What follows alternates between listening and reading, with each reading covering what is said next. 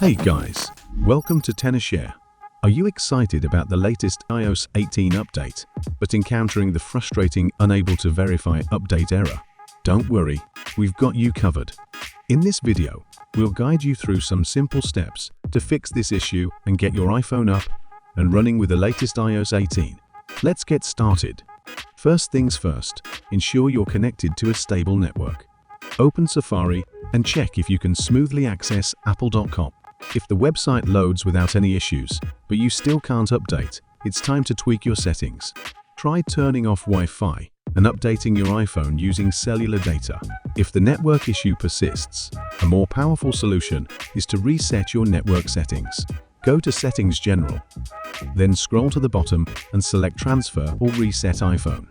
Choose Reset and then tap Reset Network Settings. Just make sure you remember your existing Wi-Fi password, as you'll need to reconnect to Wi-Fi after the reset. Once your iPhone reboots, try updating again. If the problem persists, it's time to delve a bit deeper. Head to General again, but this time select iPhone Storage. Scroll down until you find the iOS 18 firmware and tap on it. Delete the firmware, then try downloading iOS 18 again. This fresh download should resolve the issue. Still having trouble updating wirelessly? Don't worry. You can use ReiBoot to upgrade your device instead. ReiBoot is a powerful tool that can help you fix software-related issues and upgrade your device. The download link is in the description below. To get started, connect your iPhone to your computer using a USB cable and launch ReiBoot.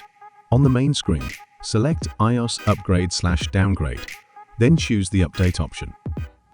ReiBoot will provide the iOS 18 firmware package for your iPhone. Click Download, and once it finishes, hit Initiating Upgrade to begin the process. The upgrade won't take long, so just be patient for a moment. Once your iPhone restarts, it's successfully upgraded to iOS 18.